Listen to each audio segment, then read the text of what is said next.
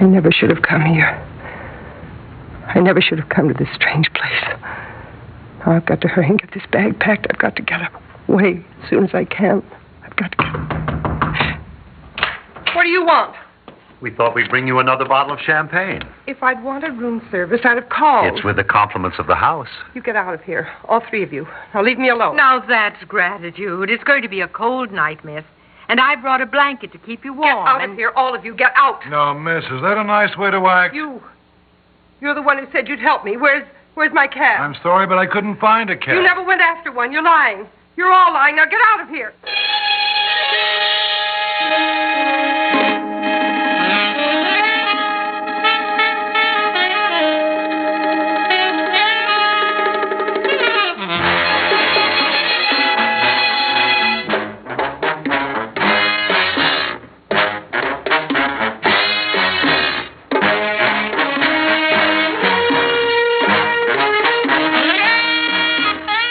Theater 5 presents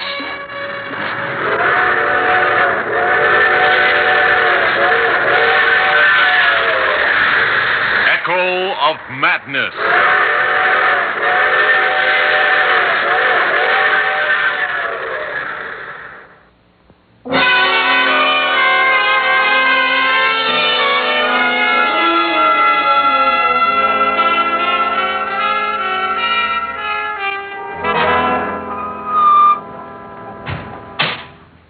She's here. Her taxi just pulled up in front. Now, Kate, you know what to do. Yes. I'll make like a bellhop and help her with her bag. Oh, it's going to be horrible. Too horrible. It can't be too horrible. Oh, just a moment, miss. I'll take that bag for you. Thank you. Do you have a vacant room? Yes, certainly. How long will you be staying? Well, just overnight, I think. Will you sign the register, please? Yes, of course. There you are. Thank you. Judith Morgan, New York City. Joe? Yes? Show Miss Morgan to room 6. Sure. Excuse me. Yes? Do you have a Mr. Bruce Mansfield registered? He hasn't arrived yet, Miss Morgan, but we're expecting him. I see. Well, when Mr. Mansfield does arrive, will you let him know I'm here? It's important. Certainly. Thank you. This way, miss. Just follow me. Well? Well, what? I'd say everything's working just as we planned. Wouldn't you, Mr. Mansfield?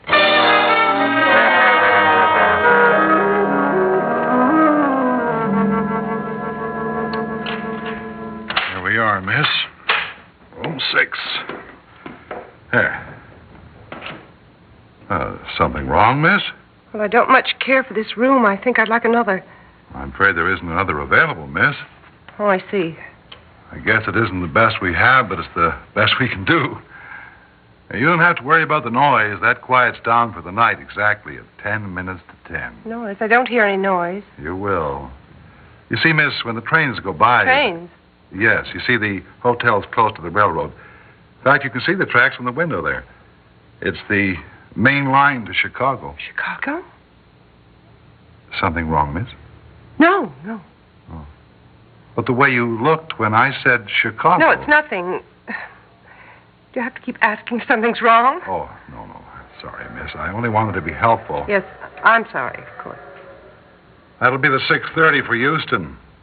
The noise won't quiet down till the Chicago mainliner goes through at 9:50. Isn't another train after that till 7 in the morning. Well, I guess I can be thankful for that. Another thing you can be thankful for, that you weren't here 3 weeks ago. Oh, why? The accident, miss. Must have read about it. No, I didn't. What happened? The main liner. Wrecked. Yeah, wrecked. Happened right out there, right outside this window. Oh, it was a terrible sight, miss. The main liner was doing all of 90 miles an hour when it plowed right into a freight that had come to a stop right out there. It was awful. People screaming, pain, begging for help. They were locked in those trains. Please, must you? I just can't bear to hear about things like that. Oh, I'm sorry, miss. Well, if you want anything, just ring. Yes, thank you. I was a fool to come. Something about this place. Come in. I brought you some towels, miss. Oh. I'll put them in the bathroom. Oh, if you'd like something to eat, miss, I'm sure I can arrange something. Well, thank you. If I get hungry, I'll go down to the dining room. Oh, the dining room isn't open. This is our slack season, you see. You're the only one staying here. Except, of course, for Mr. Mansfield when he arrives. But the bellhop said this was the only room available. Oh, well, what he meant was we have no other room in readiness. The beds are unmade, the dust covers on the furniture, and like that. Mr. Mansfield hasn't arrived yet? No, not yet. What is Mr. Mansfield like? Do you know? I wouldn't know. I've never met him. Oh. Haven't you? No, I haven't. I see. Well, I don't think you do if you're thinking... Excuse me, miss. Your private affairs are your own, not the hotel's. Good night. Why did I come here? Why did I answer that letter? Why? Why?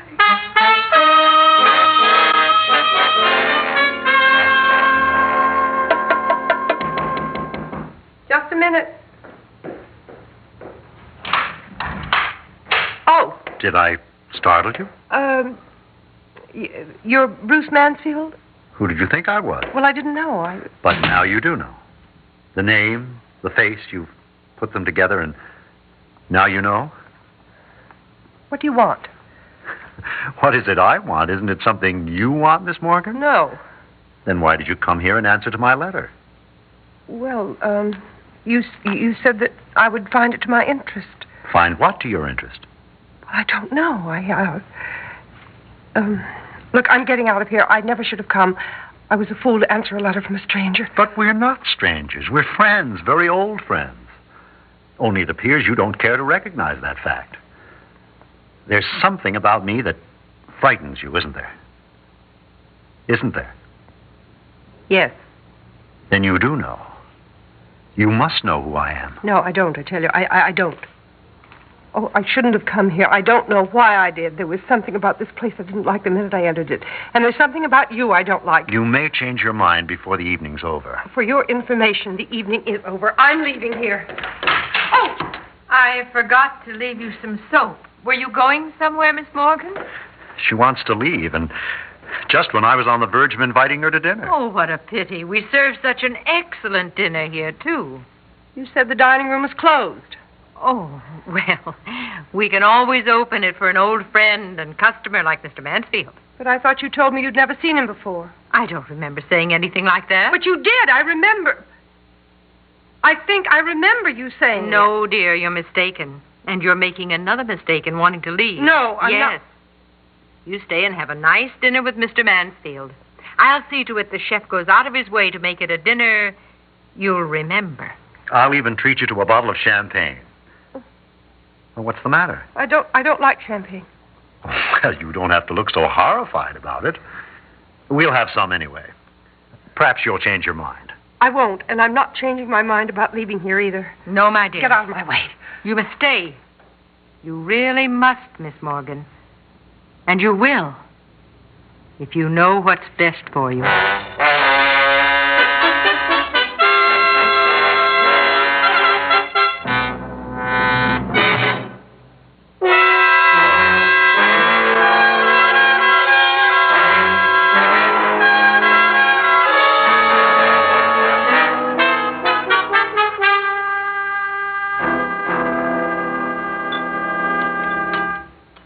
Will this table be all right, Mr. Mansfield? Well, it seems fine to me, but I'll ask the lady. Does this table suit you, Miss Morgan? Where are the others? Oh, that's right. They said the dining room was closed. The whole place is like a morgue. Well, could you turn the lights down a little, please? Oh, yes, sir. And I'll light the candles, too. Thank you. If you want me, sir, just call. There, now, isn't that better? You love candlelight, remember? Well, yes, I do, but... And your favorite flowers. White heather and yellow roses. Yes, they're lovely. But I don't understand... The dining room, Miss Morgan. Is it familiar to you now? Why should it be? Well, now, look, the wallpaper. Do you remember the quaint, old-fashioned flowered wallpaper? Well, I love old-fashioned things, but... What are you trying to do to me? I never saw it before. You don't remember ever having been in this room before? No, of course not. You have no recollection of sitting at this table? No, because I've never been here in my life. Can't you remember how the candlelight glittered on your hair and danced in your eyes? No, that wouldn't be for you to remember. That would be my memory. You're insane.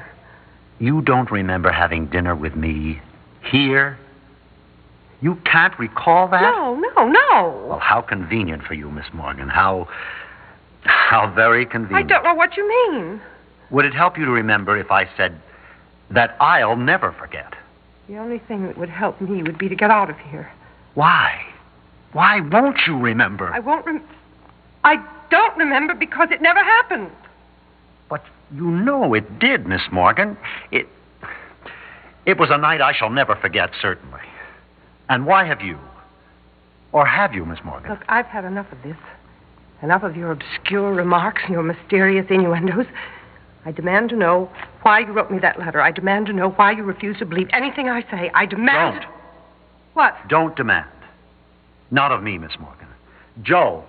Yes, Mr. Mansfield, what can I do for you, sir? The champagne, please. Yes, at once, sir. I won't drink it. Why not? I told you I don't like champagne. Oh, now everybody likes champagne. And this is the best. No. Yes.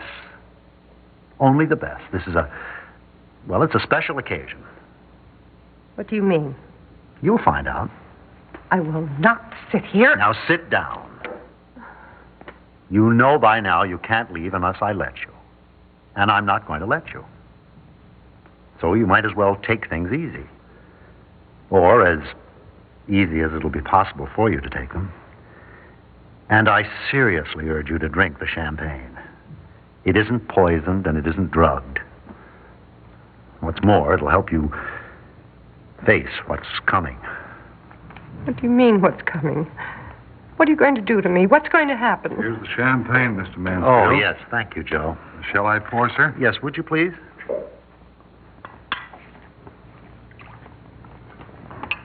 Enjoy your dinner, sir. You and the lady. He thinks we're friends. Does he? Well, it's obvious. I didn't notice. Well, champagne, my dear. No. Take the glass. No. I said take it. Now drink it. No. Drink it, I tell you. Oh, Mr. Mansfield, sir. Mr. Mansfield, your cheek, it's bleeding. Miss Morgan just threw her glass at me. You shouldn't have insisted. Joe, have you any iodine? In the kitchen, sir. No, that's all right. It's quicker if I go up there. Please, keep the lady company. Yes, sir. Please, you've got to help me. But I can't. I'll make it worth your while. I have money, lots of money. I'll pay you anything. Anything to help me get out of here. Oh, I'm afraid I don't see what Listen to me, listen. Go out and find me a cab. Oh, look, Just Miss do as Morgan. I tell you and you'll be well paid. I'll go to my room and get my bag. All my money's in it. You get that cab and have it waiting around the corner, and I'll meet you there. And I'll pay you well, very well, do you understand? Yes. Well, then go on. Go on.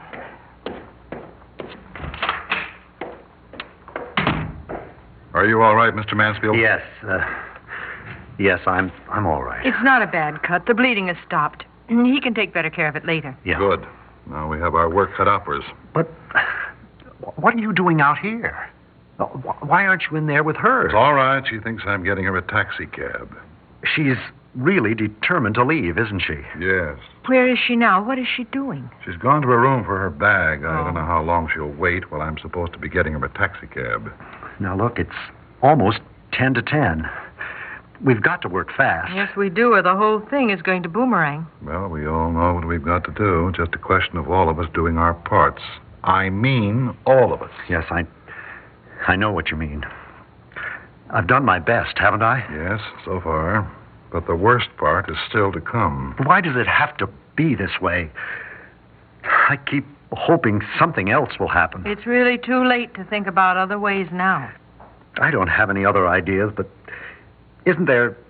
Are you sure this is the only way? Can you think of any other way, Mr. Mansfield? No, of course I can't. I just wish that we could stop short we can't.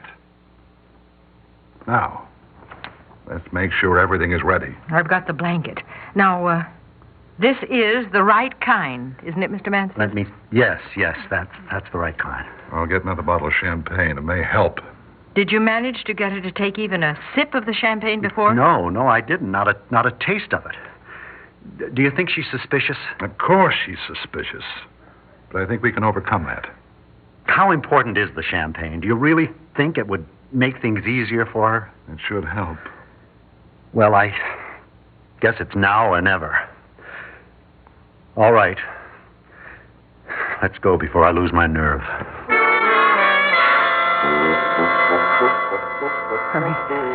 Hurry and get this bag packed. Get away in that cab as fast as I can. Get away. Oh. What is this? Why, we thought we'd bring you another bottle of champagne. Leave me alone. Now that's gratitude. It's going to be a cold night, and I brought this blanket to keep you warm. Get out of here. All of you, get out. Now, is that a way to act? You said you'd help me. Sorry, but I couldn't find you a cab. You never went after one. You're lying. You're all lying. Now get out of here. Now, please don't take that attitude. Joe tries to help you, and just because he can't find a cab, you call him a liar. Miss Harwood is thoughtful enough to bring you a blanket and you insult her. I offer you champagne at dinner and you fling it in my face. Get out of here. Get out. What's the matter? You've gone white as a sheet. That sound. Only the main liner to Chicago. Right on time. She'll pass here at exactly 9:50. You're shaking, Miss Morgan. You must be cold. Here, put this blanket around your shoulders. No. But if you're chilly, you How should can have... she be chilly when she's perspiring? Her forehead beaded with sweat. I tell you, she's cold. Now, Will here, you my all dear. please get out of here and leave me alone. Not until you've had this glass of champagne. You wouldn't have at I dinner. told you I don't want it. I won't drink it. And I told you that you will. You're going to drink the champagne. You're going to drink a toast. And I'm going to insist you put this blanket, this army blanket, around your shoulders. Get away from me. Now, Get away from me. Please, why are you doing this? Doing what? All I want you to do is drink a glass of champagne. And all I want you to do is put this army blanket around your shoulders to keep you warm. And you mustn't look so afraid when you hear that noise. I told you. It was only the Chicago I'm main not line. afraid. You are. And you know why you're afraid. You're afraid because you know what's going to happen. Maybe that's why you're trembling. Not because you're cold, but because you're afraid. The champagne will help. Here, drink this. And put the blanket around your shoulders. No. Drink No. the champagne. No. Blanket around you, the army blanket. Over No. the diesel horn. No. Chicago main line. Champagne. The blanket. Main line. No. Got it. It's going to crash. It's going to crash. No! Oh, those poor people. All those people. And the screams. All those screaming people. Bruce. Yes, dear. Bruce, we've got to help them. Of course, darling. Of course we'll help. Do so. Who are you? Tell me your name. Who are you? Who am I? Well, I'm Judy Mansfield. This is my husband, Bruce. Oh, thank heaven. Why do you ask such a silly question at a time like this? There's just been a terrible accident out there. No, dear. There was a frightful accident.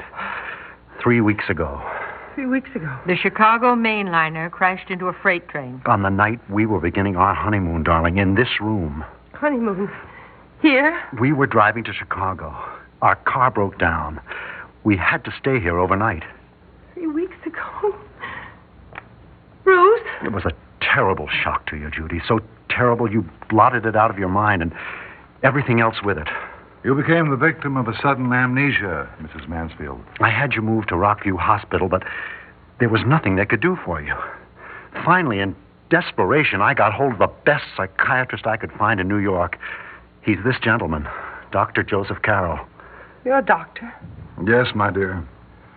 I knew one possible answer to your problem might be to make you relive that night. Just before the accident, you and your husband had drunk a toast to your marriage in champagne. You see, it had been cold in the room.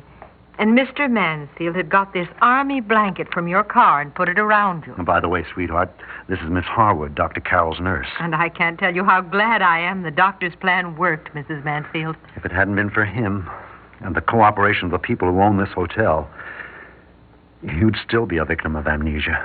Why, I remember everything now. Oh, thank heaven it's over and done with. But it isn't. One part is just to begin. What? Our honeymoon, darling. Our honeymoon. Oh, Bruce.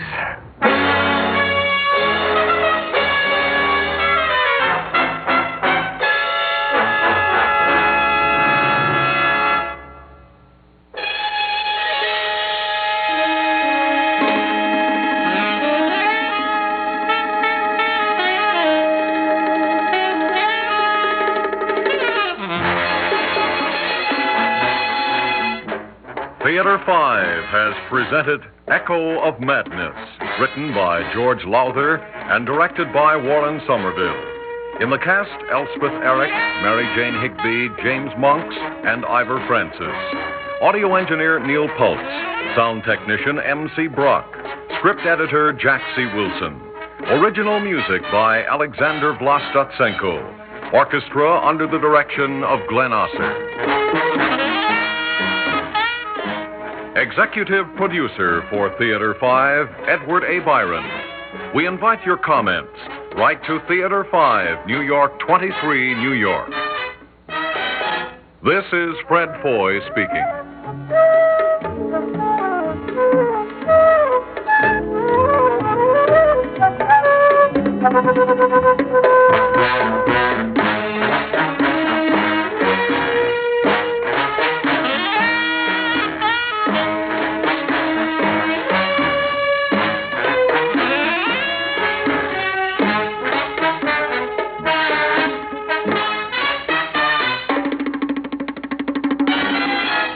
This has been an ABC Radio Network production.